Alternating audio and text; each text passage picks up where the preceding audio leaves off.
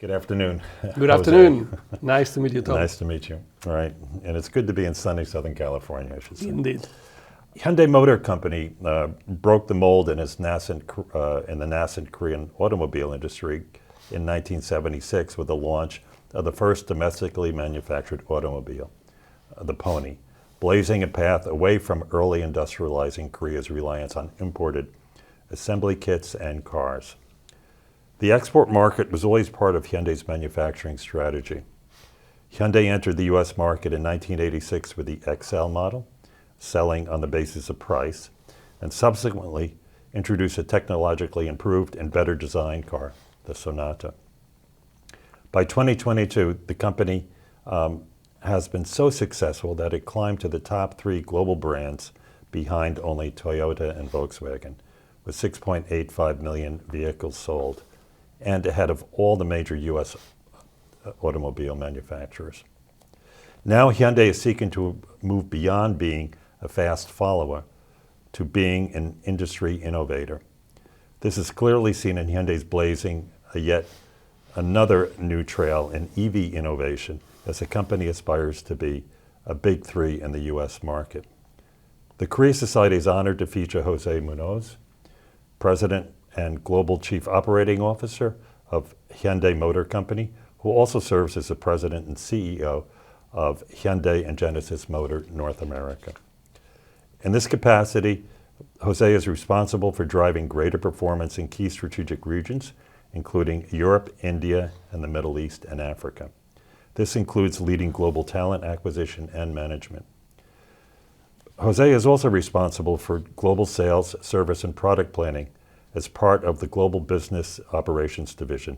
He also oversees the entire Americas market, including Hyundai Motor North, Central, and South America, as the head of the Hyundai Motor Americas region.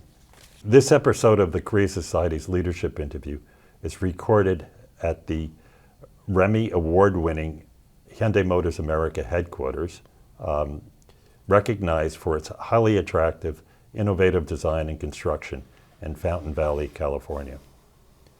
Since joining Hyundai Motors in 2019, Mr. Munoz has significantly increased Hyundai and Genesis profitability and market share.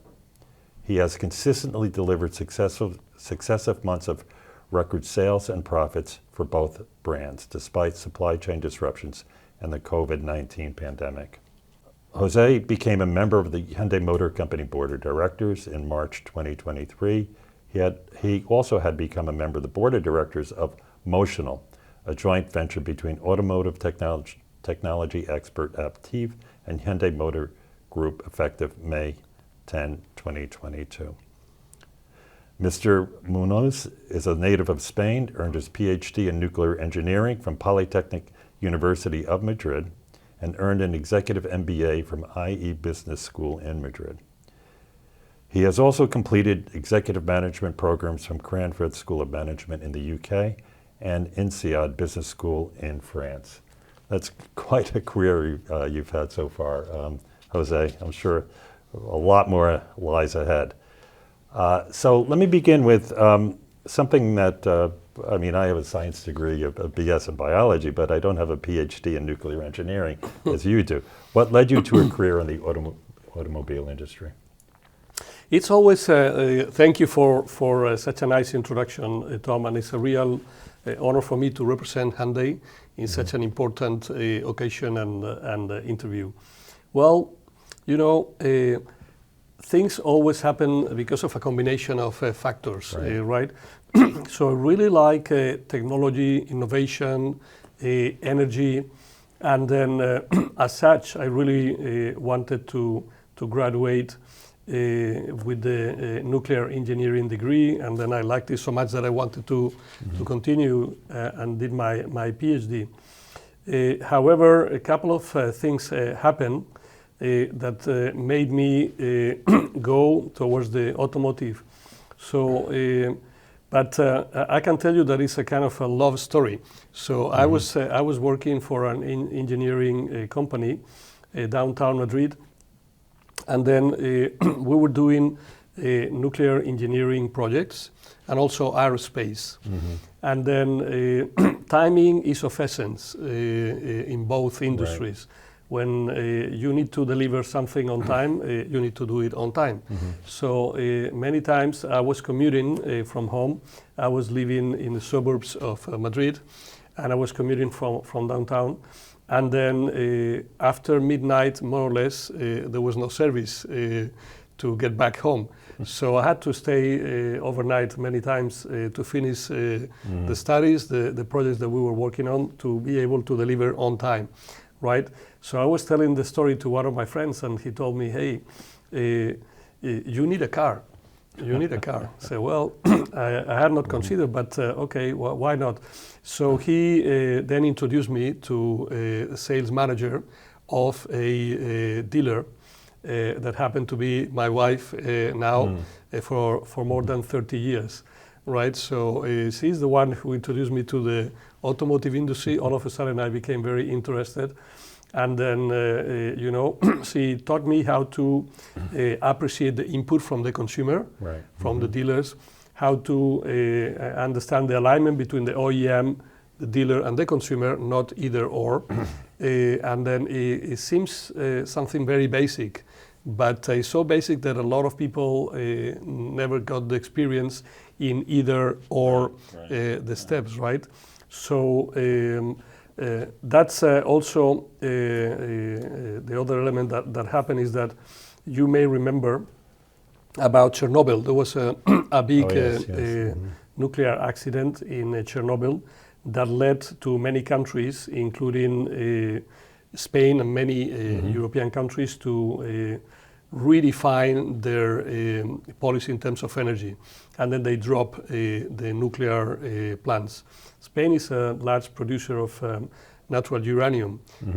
So it had big plans to grow the energy creation through nuclear power plants.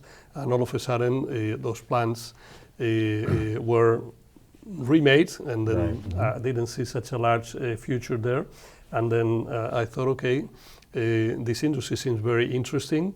You have supply chain, you have design, you have technology, you have manufacturing, you have distribution, you have retail, you have marketing. Wow, it looks like everything in just one place. And I like the challenge, and then I went in, and then I cannot complain. It looks like it was yesterday, literally. It's this is such an active industry that is like it never stops. Every day it brings you something new. Well, you know, it's the unforeseen contingencies that drive history, but they also drove your life too. Oh yes, and your wife too. You know, I've always heard that the best investment a man can make is the choice of his wife. So contingencies and a good. I agree with you 100%, decisions. and I agree with her. The more years I'm married to her, the more I agree with that. Right. I always follow. Okay. Well, okay. So that's a lot there. But jumping ahead, how would you describe your approach to management? You have worked at two Japanese car makers known for metrics-based approach to management. How did you put that into practice? Mindful that Edward Deming, father of quality and metrics-based management, remarked, "He who would run his business with visible figures alone will soon have neither a business nor visible figures to work with." You are right. This is a very, very difficult question. I think it's like an art, right? So it's like we have left side of the brain and the right side of the brain. So it's the business is a combination of things. You need to know what is happening, and the numbers help a lot. I agree with you that if you only look at the numbers, you will never get anywhere. Right. However, you need to have some reference. So the numbers provide a great advantage, especially when you work in such a global environment where you have different nationalities, you have different corporations, and then you have different languages. Right. So I work in in Spain, but I work in France, in Belgium, in the UK, in Japan, nowadays in Korea. I work in China, in Mexico, and in other markets that I visited. And then the only thing in common were the numbers. So you don't need to learn Korean, you don't need to learn Japanese, you need to understand the numbers. Right. So that's very important. So numbers bring this common foundation to understand the business if you are able to read beyond the numbers. But the other thing which is very important, it is the people. To achieve results, which is why we're here, basically you cannot do anything by yourself. When you become a CEO and then you have so many employees and operations, you cannot deliver results by yourself. You need your team to really deploy your ideas, your strategy, and enhance them and have them amplified to actually deliver the results. And this you achieve when you are able to lead people, and when they understand what you want to do, what you want to do, you motivate them so they do it not because you are giving them a stick. They need to get the motivation, right? So I think when it comes to management, it's a combination, and then over time, I think I have evolved from being very rigid, very engineer, very fact-based only, to learning more about the culture of the different countries and the different corporations, being very respectful of people and the culture of the corporation, but also challenging them to be better and being very humble, right? So I'm very proud to be a US citizen now, but I'm born in Spain. So how do you manage a Korean corporation or a Japanese corporation, for that matter, when you don't even speak the language? You haven't been born and raised there, but you want to deliver the best results and you want to help. Well, you need to get empathy, you need to get support, you need to get alignment, and then you need to do the both things at the same time. But definitely, you said it during the introduction, you cannot achieve anything if you don't have the best team. And I'm convinced I have the best team in the industry for the job that we have to do. And then the team is great, but also the leadership is very important. You don't achieve good results if your leader is not special. And in the case of Hyundai Motor Group, we have, I believe, the most innovative visionary, arguably because it's been given also the best global recognitions, leader in the world with Usen Chang. He gives us the vision, the direction. He conveys it in a very effective way to the employees and the people who work with him because of his charisma, the way he is, very simple, but very respectful. And then I think this permeates through all levels in the organization. And then you deliver. Being member of a team, no matter how high you are in the organization, you always have bosses. So sometimes it's a manager, then a senior manager, then a director, then a vice president, then a senior vice president, then an executive vice president, then a president, then the chairman, then a shareholder. There is always somebody above. So you're part of the system, and you need to integrate yourself in the system and try to add value. Right. Well, that sounds like summing up what a true leader is and what true leadership is, and all of its complexity and dynamism. Oh yeah. I guess everybody here is fortunate to work for you and to report to you. Well, I'm fortunate to work with them. This is actually one thing that I tell the team all the time. You know, the difference between other people and the way I am is I don't consider people are working for me. They're working with me. We're working together. You need to understand their complexity, their issues, to be able to provide good direction, right? Great. Well, okay, with that as a foundation, what led you to take the leap to Hyundai? Well, that was a big decision, but it was easy decision. So, as you mentioned, I've worked for Japanese corporations for more than 20 years. I have a lot of links to Japan, for very respectful, great companies with great employees, great business practices, great products, technology, etc., etc. Yeah. But I was always watching the evolution of Hyundai, always. I had visited Korea many, many years ago, and I remember very vividly how you were just walking around and you could only see Hyundais everywhere. That's right. So I said, wow, this is unbelievable. And then at that time, and I'm referring to maybe 25 to 30 years ago, the brand was not as international and as global as it is today, right? And then I tried to understand about that brand when I started to see Hyundai everywhere in Korea. And then I started to identify Hyundai as they were expanding globally, right? And one of the things that caught my attention was their bold leadership, the kind of family style, but large family style, and the vertical integration. Right. And then, I got to a point that I thought I needed a new challenge in my life. It's not just a matter of a career, in my life. And then I was fortunate enough to be able to meet the executive chair. And then the moment I met him, I knew, okay, this is where I want to work. It's kind of a new way of working and living.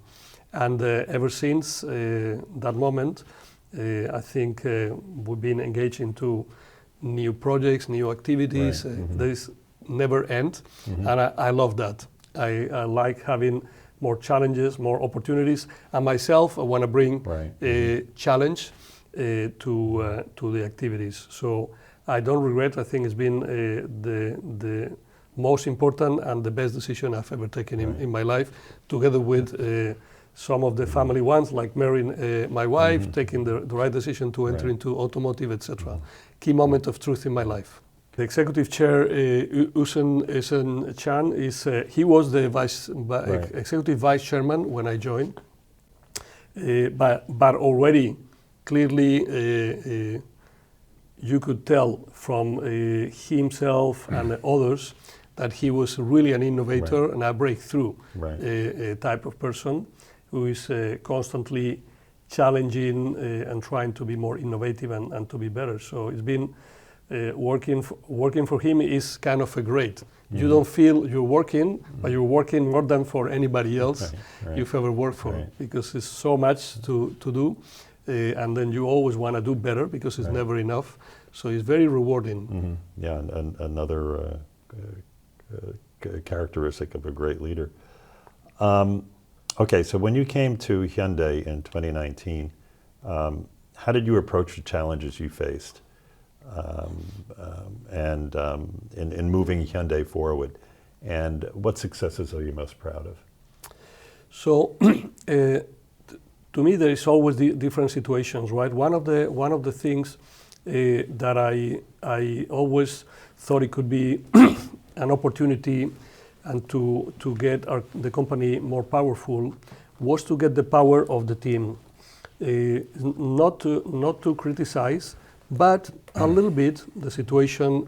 First, when I joined, I was given the mission to you need to help us strengthen the Americas first, focusing on the USA, which is by far the most important market in the region, right?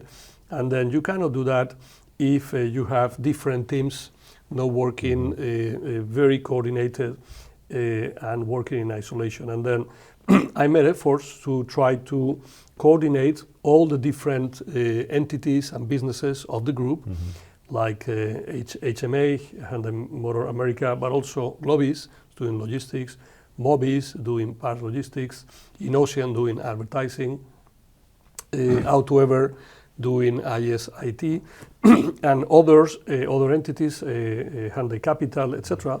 But more importantly, making the teams work together, trying to unbundle the separation between Koreans and Americans. There was a little bit that type of approach, and getting everybody working together, develop a plan with a common vision with them, not that I say, okay, this is the plan, go do it, but working together to develop a plan jointly, and then that's everybody's plan, and then sharing progress regularly. I think that was very, very important to get the engagement. Another key element was to bring what we call the governance. Governance is a process that basically enhances, clarifies communications and also decision-making process, transparency, both to the top management in Korea, to the management here, but to the teams, so that we utilize the full power of the group. I really believe there is no other company in the industry which is as powerful as Hyundai when we activate all the levers, right? And then I think that was those were good foundation elements. And I think obviously when you work in an automotive company, product is the most important. Right. I think we've been blessed and we've contributed to get the best products in the industry. I tell the dealers, the products don't fall from the sky. You want to have a good product, you need to have a vision of what you need. You need to define what is the volume, where can you produce it, what is the right cost, what is the right pricing, what are the features, what is economically viable, what is not.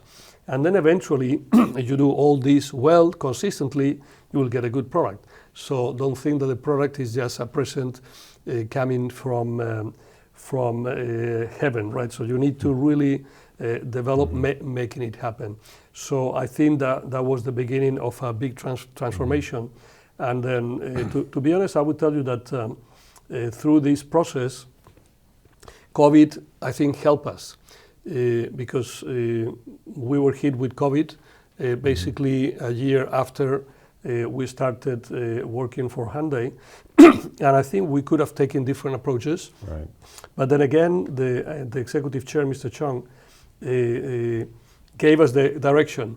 I remember vividly some communication at the time when immediately some finance people in the company thought, okay, we are hit by COVID, so we need to stop everything, we need to don't do anything, blah, blah, blah. But then the executive chair, at the time, I think he was still the executive vice chairman, gave us the opposite direction. He said, you know, this is a moment of challenge, this is a moment of opportunity, so let's take this time as an opportunity to be innovative, to pioneer, to not being fast followers, but to take the lead.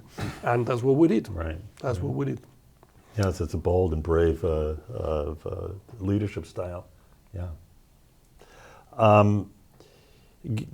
So did Hyundai, like gain ground on other companies because you took this forward-looking, brave, not timid response compared with other companies that you compete with? I mean, no doubts. I think it's been very, very visible. We are internally very proud, but at the same time, very humble. I think there's been a lot of recognition, and the numbers speak for themselves, right? So we've been several years in a row the fastest growing brands, but also we have increased dramatically our profit. Right. We have continued to develop great products. We have been able to embrace and work together with our dealer network, which is a part of I would call them, part of the family as well, and with great support from the corporation. I'll give you some examples, right? So during the pandemic, a lot of companies decided to shut down the plants, and then they decided to stop the orders. So people say, hey, you've been very lucky, you got products we didn't have, so of course now you can do better. No, we were not lucky. We said, okay, this is an opportunity for us. We can decide if we carry on or not. So we developed a program to engage our dealers so that the plant could continue to work. Because if you shut down the plant, basically you have a big problem in a business like ours. So we decided to try to minimize the problem by continuing with the operation. So we supported the dealers with Hyundai Capital, We also applied to get support from the government on some dealers Right. who might need some fundings. They did that. We maintained the operation. We supported the dealers so that they could continue to buy cars and sell the cars. To our surprise, the consumers, they still needed the cars, so they continue buying cars, and we continue to produce cars. So, and we never cut the orders, for example, for chips. So we got the chips. So very simple. So we got the cars. It's a basic principle to do business. You need to have your product, right? And I think we managed to put together managing the risk, because obviously there were some calls to make, but we managed to make quick decision-making process, some simulation to get it done. And then this regain the confidence on the company at all levels, employee level, management level, top management in Korea, dealers, and then we just carried on. So for example, we decided not to stop any of the launches that we had planned. All the competitors decided, okay, with COVID, we don't launch a new product. We decided to launch. And then what happened normally in our industry, when you launch a new product, you sell more cars. You sell more cars, the dealers are happier. They put the good staff, people in our brand versus other brands. Good staff are better than others. They sell more cars. Then we produce more cars. So it's a kind of a virtuous circle, which took us to where we are today. And now we are in another important moment. Every day is important, right? And then we cannot just say, okay, we've done is great, we'll look back. No, we need to look forward. What we need to do? Right. But definitely, it was not a matter of luck. I would call it, if anything, good luck, because I think we took good decisions that together maybe with some luck in some areas, deliver good results and gave us more confidence. Right. So with hard work and good decisions, you make your own luck. Exactly. To a large extent. Just getting into this a little deeper. So Hyundai, the cars that it sells in the U.S., you get them through you exports from Korea, right? And also the ones you produce here in the U.S. in Correct. Montgomery, Alabama. Yep. So the Montgomery plant, that continued to operate during the pandemic? There wasn't any forced closures by it had local officials or anything like that? I think we had to shut down, but we shut down later than anybody else, and we resumed production earlier than anybody else. Right. It was a period that the authorities decided every plant had to be shut down. But while we could, we continued producing. So that's what happened. Right. And at that time, and they were, everyone was talking about supply chain disruptions and shortages. You could get your supplies that were made in Korea. Well, we never got everything that we wanted, right? But we got much better management of the situation. I've mentioned in many occasions. So first, we didn't cancel the orders because our vision was to continue operating. Right. So, yeah. Then we didn't get as many chips and components as we wanted, but we get more than those who canceled the orders. Right. That was number one. Number two, we continue the operation. So if you shut down the plant, no matter how many supplies you get, you cannot do anything. So we maintain the plant operating as much as we possibly could. And number three, we became extremely flexible. So typically your production plans, you made them once per month, sometimes even longer term, because the plants are kind of well organized. Supply chain management normally before COVID was working very stabilized, etc. And then from this type of management, we move into a weekly and even daily management. So we had assumed on, okay, this today we didn't receive 1,200 chips that are needed for Elantra. Okay, so we need more Sonatas. We receive more of Tucsons that we didn't have the demand, but okay, what do? We don't produce them, we decided to produce them. Right. This is one of the decisions that we took. And then during that period, we took the opportunity to reposition the brand as well. So Hyundai typically was more focused on the entry, discounting the vehicles, and we said, well, we only have a few chips compared to what we want. We don't want to, give them away. We don't want to don't take the opportunity to provide the cars with the features that the consumers want the most, and we don't want to compromise on safety. So we decided to provide all the ADAS and everything that was related to safety is part of our DNA, and then became more premium, and then the consumers realized we had great cars, great features, great technology, and then they were ready to pay for our products, and this helped a lot our growth. Right. Well, that leads me to the next question, although I do have a question about your investment plans, not just manufacturing, what you're doing in manufacturing in the U.S. So I noticed that Moody's Investor Service in February this year changed the outlook for Hyundai Motor Company's Baa1 to solid investment grade rating, changed the outlook from stable to positive on expectations that profitability will remain higher over the next 1 to 2 years, higher than the recent historical levels. So you came out of the pandemic roaring to get an upgrade in a tough industry like the automobile industry. So can you elaborate a little more? So what's driving you? What's driving this improved performance?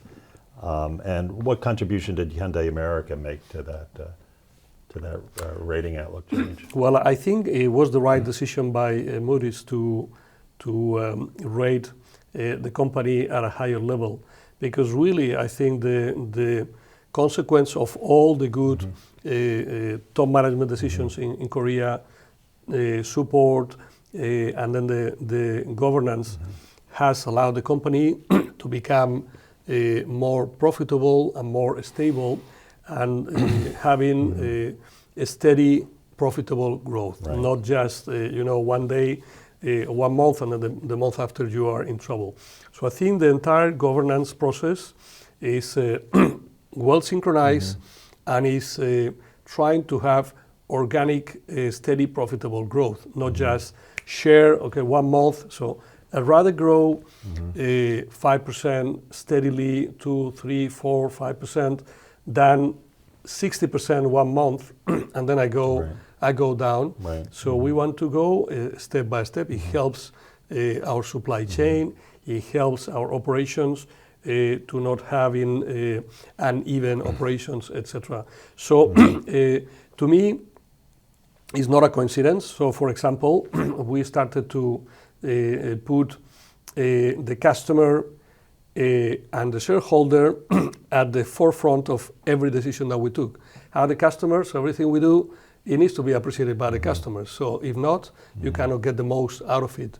And then this also gives you the best, to deliver the best results to our shareholders. How? Providing profits. So how we did on profits? So we try to focus on the models that matter most, were most profitable, like Palisade, like Santa Fe, like Tucson, where we put our efforts.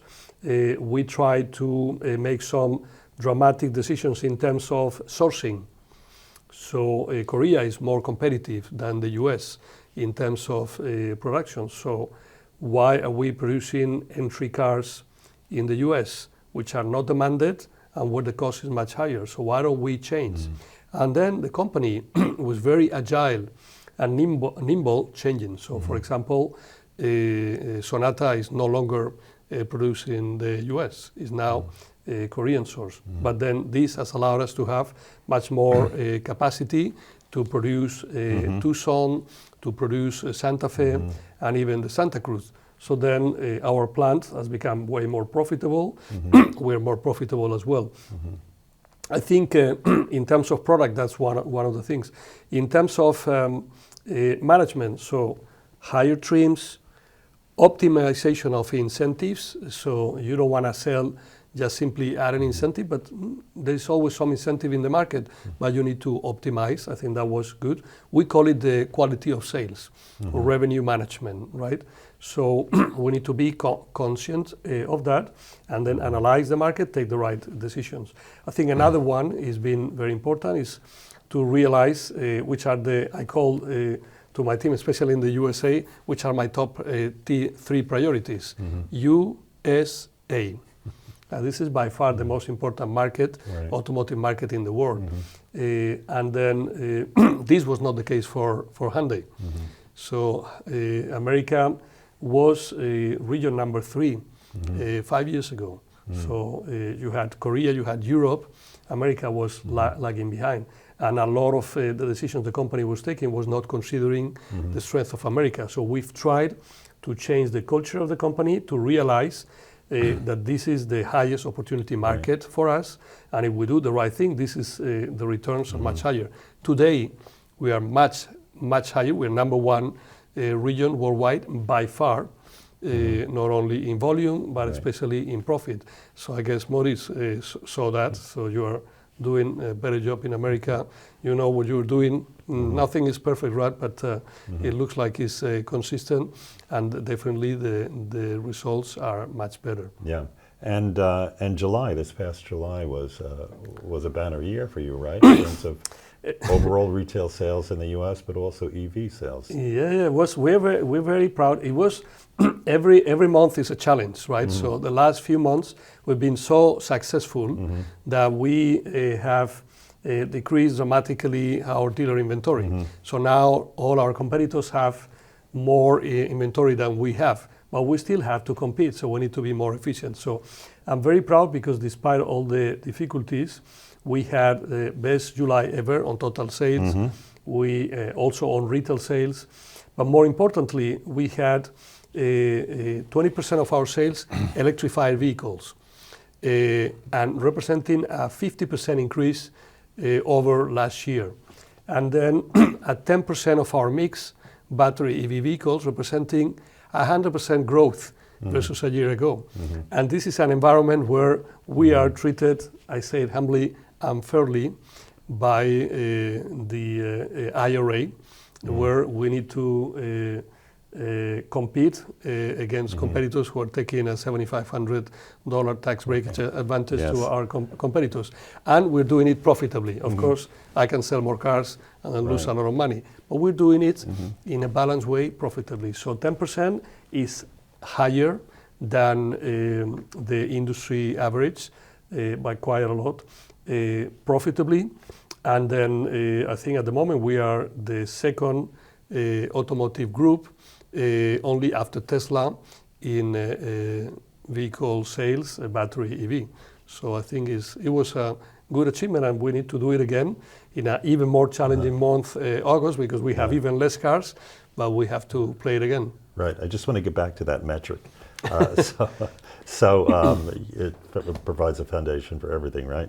On which you can have good judgment, on which good judgment is based. But you said 20% of your sales in July were EVs? Where 20% of our sales were electrified. Electrified means hybrid, plug-in hybrids, electric, and fuel cell EV. Right.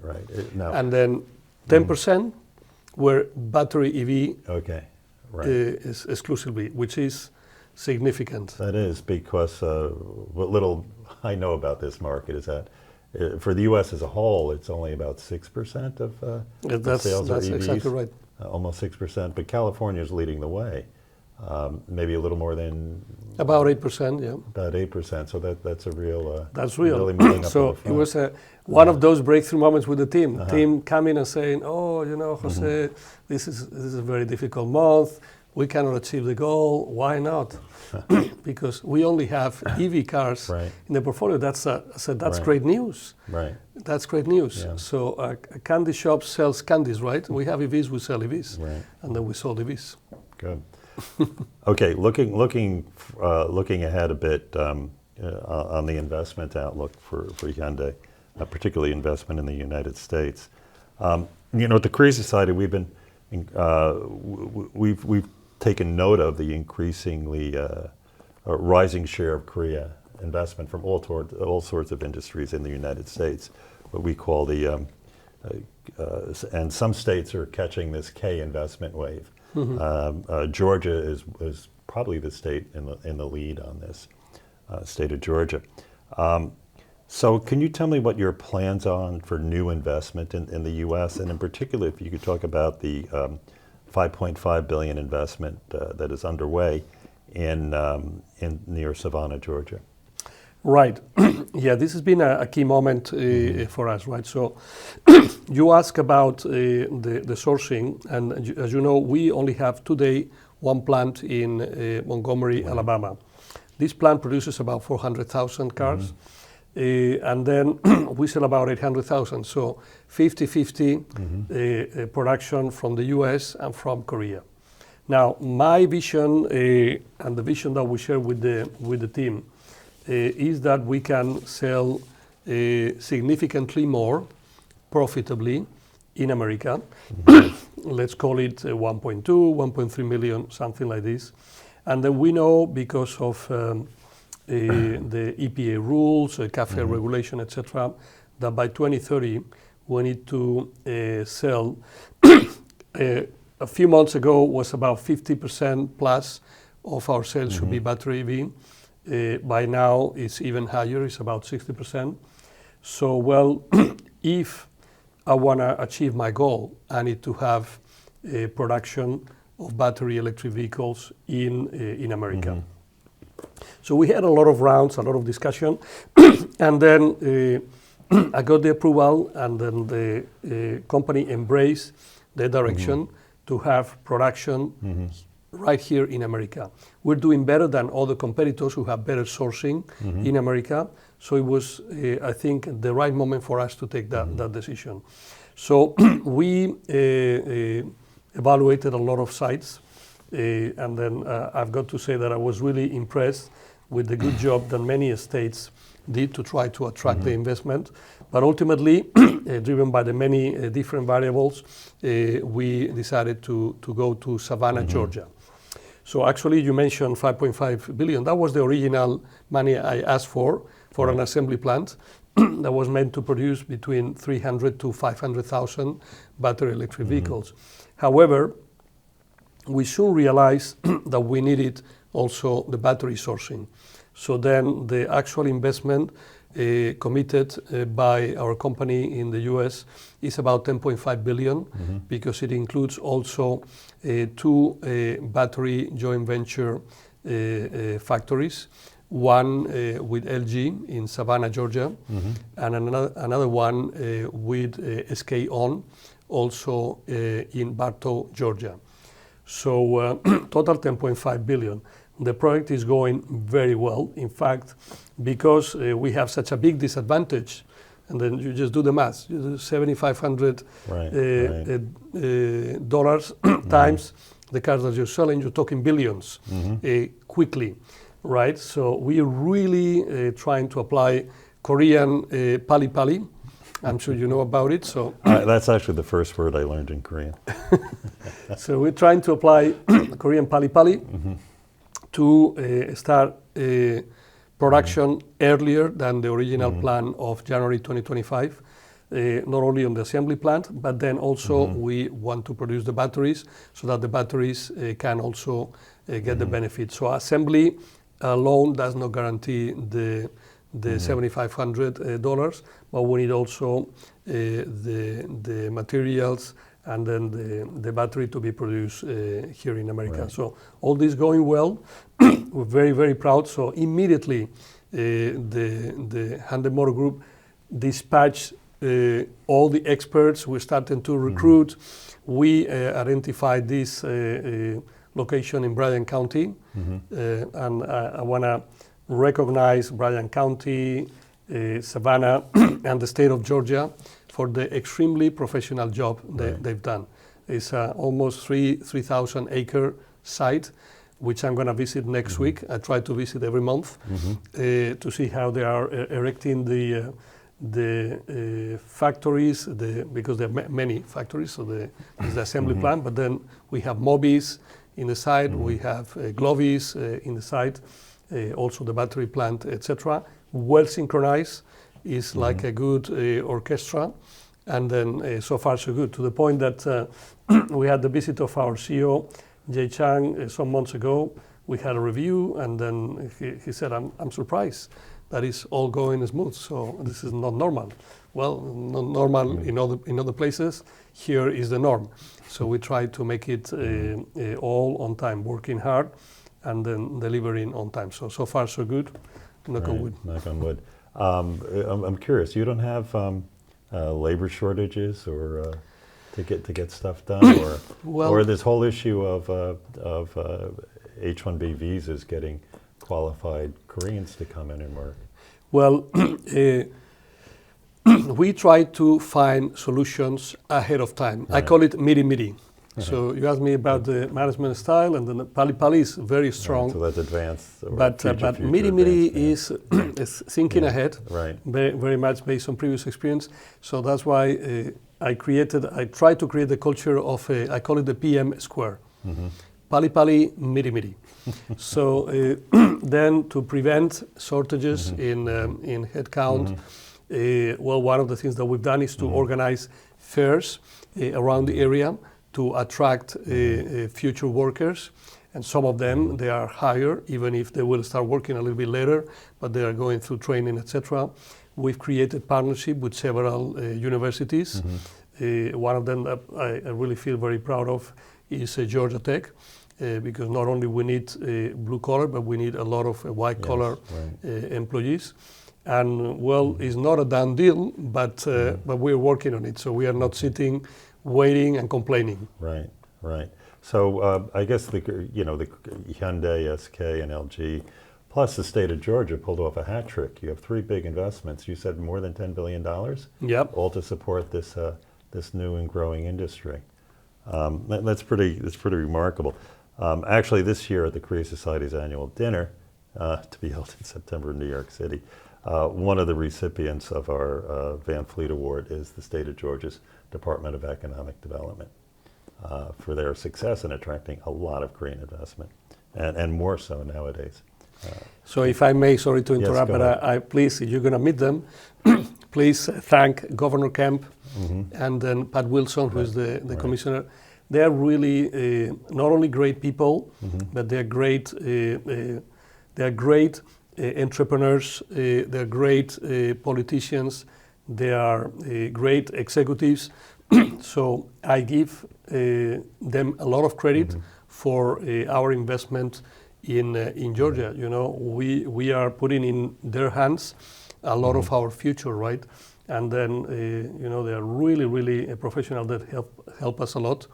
And then I can tell you, I feel very proud of having a very close relationship with both of them to try to put this project together. So please say hello. I certainly will. And if I could add one more person, Uni Kim, who is in charge of absolutely. charge of Korean investment. I just highlighted, but then you have also Trip Tollison, who is the CEO of the JDA in Bryan County. So really fantastic. We meet regularly. Again, I will meet them probably next week. Probably the governor will not be available next week, but Pat maybe. And then we evaluate, we work together.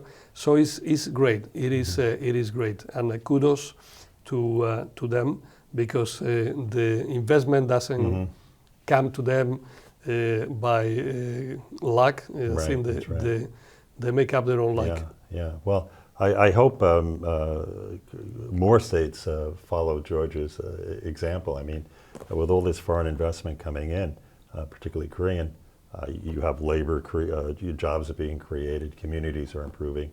And Georgia had actually a $6 billion budget surplus last year.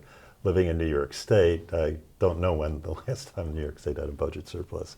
But it allows the state to do a lot of things, provide incentives, and they have a very good educational program too. So building up the future workforce, qualified workforce. If I could just follow up on this, the EV buzz. Okay, so I mean, it certainly has captivated the public's imagination, proving that electric cars can be fun, stylish, and most importantly, at least with government policy, sustainable. But the outlook looks pretty promising, and the long-term outlook. And Carnegie Mellon and Yale University published a study in the Proceedings of the National Academy of Sciences, saying that by, I think it's 2030, half, if not more than half of all car sales will be in the EV market. Do you agree with that optimistic assessment over the next 5 to 10 years? And being a manager, what are the downside risks to that assessment? Well, we first embrace this. I mean, definitely everything is set for this number to be achieved. And then among other things, the regulation itself. Right. So if you don't want to be penalized, you want to achieve that goal, right? Is the natural demand at that level today? Today it is not, but the level of adoption is growing. Right. So more and more people who get into a battery EV vehicle, they like it because the fundamentals, the dynamic behavior of the vehicle, acceleration, the turning capabilities, the technology, etc., is superior. Right. It's a simpler technology, and then you have a lot of benefits.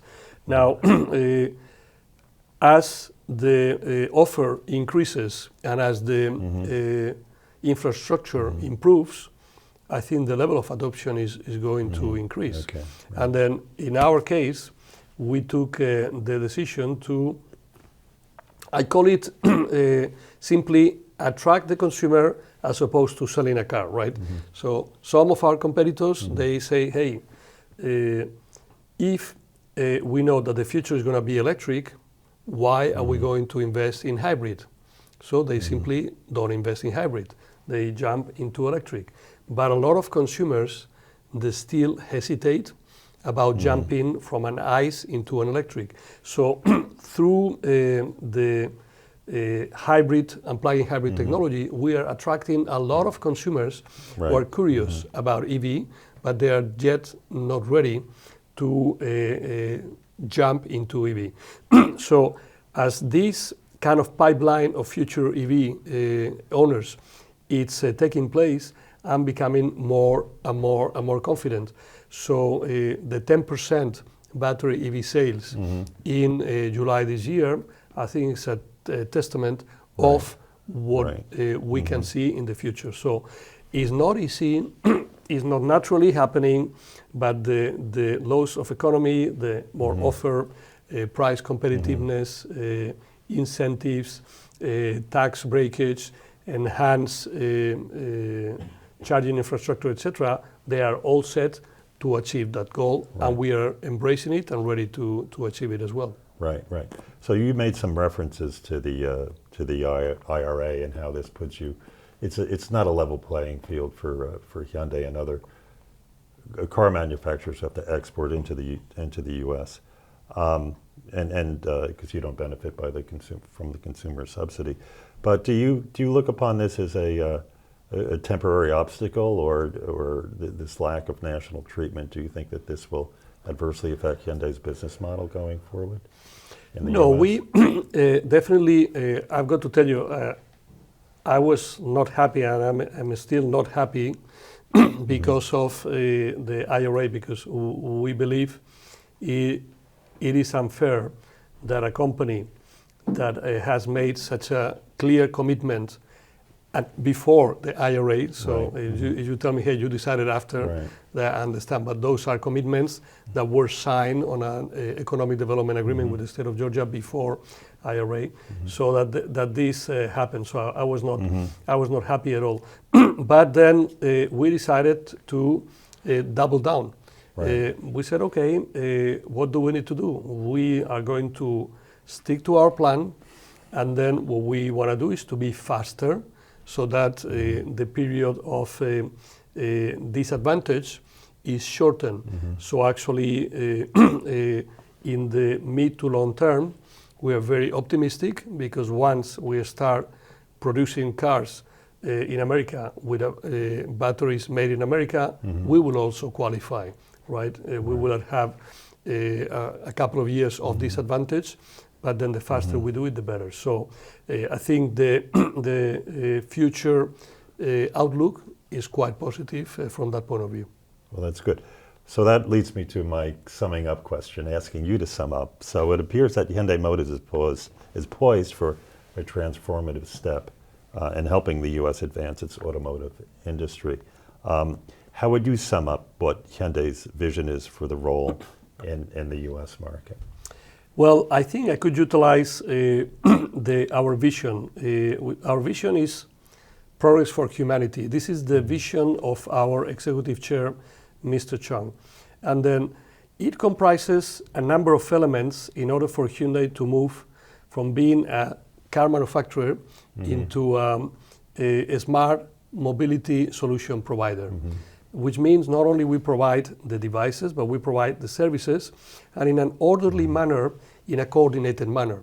So you've noticed that not only we have the automotive operations, but the company also took control of Boston Dynamics, which is developing robots that are helping increase the effectiveness and the efficiency of our plants and the productivity, helping the people who are working in the plants. We also created Supernal, which is meant to start commercializing eVTOLs, electric vertical takeoff and landings, to move people efficiently from highly congested traffic areas in a seamlessly manner with electric kind of drones for 5 or 6 people. We also created a joint venture with Motional, with Aptiv, called Motional, which I'm a member of the board of, you mentioned at the beginning, so to create autonomous driving technology. So all these elements together position our company, together with the vertical integration, as a very unique player in the smart mobility solution provider environment, beyond simply moving people from A to B safely. So I think there is a holistic approach by the company globally, and the United States is really the playground of the group. And in many cases we are now pioneering, and then other countries and the headquarters are following. Obviously we're eager to get always good ideas, but I think this is bringing to the United States not only investment, but technology, growth, good ideas, and it's getting the American auto industry more competitive by having all this technology and these competitors here. The local competitors are getting better, I believe. So I think it's all good for America. Yeah, the fertile friction of competition. Exactly. That's right. Well, I had the fortune to visit Hyundai's R&D center in Nanyang, South Korea, just south of Seoul. And I went there twice with the Korea Society as a co-sponsor, the Congressional Study Group on Korea. And so we had members of Congress go, and they were really impressed by all this very visionary technology. In fact, they drove on the little test drive parking lot hydrogen-powered, I think, trucks, semis, and also cars. It was good. They really loved it. So you have some new converts in the U.S. Congress. Well, we have them here. So we are running several pilot programs in the state of California, and we have a vision to try to expand that practice as well to the state of Georgia. So why wouldn't we able to set up logistics based on hydrogen? So I think it's a win-win-win, and there is a lot to come in the near future. Right. Well, you know, I really enjoyed this conversation with you. I've learned so much beyond the metrics, a holistic way of looking at Hyundai Motors, and this is a company to follow. Very exciting. Thank you for your time. Well, I've learned a lot too. Thank you for the very interesting questions, and then I've enjoyed the conversation very much. I'm looking forward to the next steps. Good, very good. Thank you. Thank you very much.